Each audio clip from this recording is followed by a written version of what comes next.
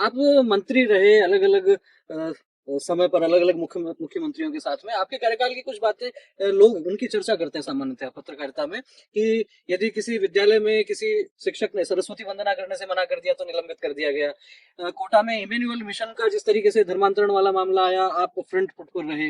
विद्यालयों में सूर्य नमस्कार की बात हो या छात्रावासों में भोजन मंत्र की बात हो, तो आपका ज़िक्र ज़रूर होता है। क्या लगता है ये अलग तरीके के जो आपने फैसले लिए, परंपराओं के साथ जोड़ने वाले जो फैसले लिए, इसमें कहीं न कहीं वो संघ के संस्कार, संघ की घुट्टी उसका क्या कुछ प्रभाव रहा है?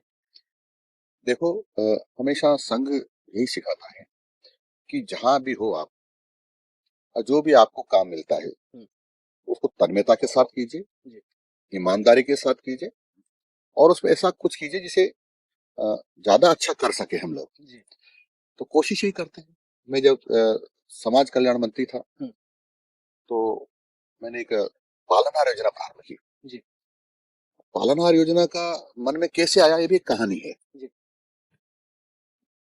मैं कक्षा 1 में पढ़ता था हुँ, और मेरे स्कूल के सामने हुँ, एक महाजन परिवार का घर था हुँ, और उनके एक बेटा और एक बेटी थे। हुँ, बेटी का नाम था रतन हुँ, और उनके बेटे का नाम था भंवरलाल। जी, तो अच्छे, बहुत ही प्यारे बच्चे थे, बहुत अच्छे साफ सुथरे होकर आते थे। उस समय स्कूल में साफ सुथरा आना बड़ी ये बड़ी बड़ी बात बात होती थी। बड़ी बात होती थी। जी, साफ सुथरे अच्छे कपड़े पहन के आता था, हुँ, आते थे। उन बच्चों का दुर्भाग्य था कि उनकी माँ एक्सपायर हो गई।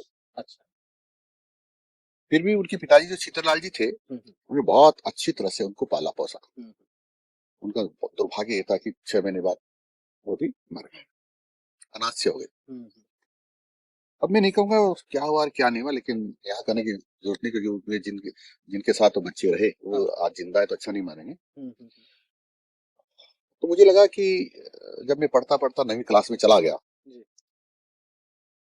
मैं समाज कल्याण विभाग की छात्रावास में रखकर पढ़ता था।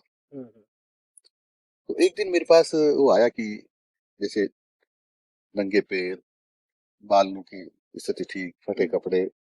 मेरे को आगे कहा मदन, वो क्योंकि थोड़ा सकल आता था, हुँ, हुँ, तो मदन रोटी खाऊंगा मैं, यानी रोटी खाऊंगा। जी, रोटी है क्या? तो हम बचपन में छोटे ही थे, हुँ, हुँ, तो रोटी छुपा के रखते थे, सुबह खाते उस छुपा लेते थे हुँ, हुँ, ताकि दिन में भूख लगेगी तो हम खाएंगे। जी, तो मैंने वो एक ज्वार की रोटी थी, एक रोटी छुपा के रखी थी। हुँ, हुँ, तो मैंने रसोई में जाकर उसको सेक किया आग में हुँ, हुँ, और उसको खिला दी। खाने के बाद उसने कहा कि मैं मदन मरूंगा। तो मैंने कहा मरना नहीं, तू रोज आया जाकर, मैं 2 रोटी छुपा के रखूंगा, हुँ, हुँ, एक तो खाना एक मैं खाऊंगा, रोज आया। तो सुन के निकल गया, लेकिन 4 दिन बाद वो रेल की पटरी के पास मरा हुआ मिला। ओह! और उसमें कर भी क्या सकते थे। हुँ, उससे दोस्ती थी इसलिए थोड़े 1-2 दिन तो कष्ट रहा, लेकिन भूल भाल गए। हुँ, हुँ, पर जब मंत्री बना मैं, जी, तो ये जो 1-2 महीने बाद डिपार्टमेंट को समझने लगा, हुँ, क्योंकि एमएलए बनने के बाद में मंत्री दूसरी बार में बना। जी, तो मंत्री बना तो ध्यान आया कि ऐसे लोगों के लिए क्या करना चाहिए। हुँ,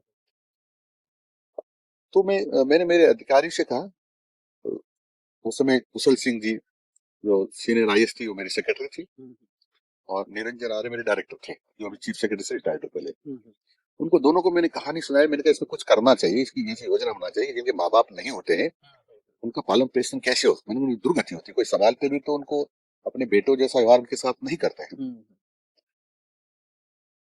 तो उन्होंने कहा क्या कर सकते हैं। मैंने कहा घर बैठे उनको पैसे दिए जाए। हुँ, तो उन्होंने कहा जी वो घर बैठे बच्चे छोटे होंगे तो कैसे करेंगे। तो मैंने कहा कोई जो उनके पालन पोषण करता है, नजदीक का रिश्तेदार, हाँ, हाँ, उनको दे देंगे तो बोझ नहीं समझेगा। हुँ, तो ऐसे करके फिर उन्होंने इस प्रकार की योजना बनाई और मेरे पास लाए। मैं माननीय भैरव सिंह जी के पास उस योजना को ले गया। जी, तो भैरव सिंह जी ने बोले तो मजाक में कहा, तो क्या क्या करता रहता है तेरे, और काम नहीं क्या। हुँ, हुँ, मैंने कहा जी मैंने साहब ये तो माँ बाप नहीं होते, बहुत परेशानी। उन्होंने मेरे को कहा ऐसा कर, अभी स्टेप वाइज कर इसको, हुँ, हुँ, पर इसको शेड्यूल कास्ट वालों को लेकर देते।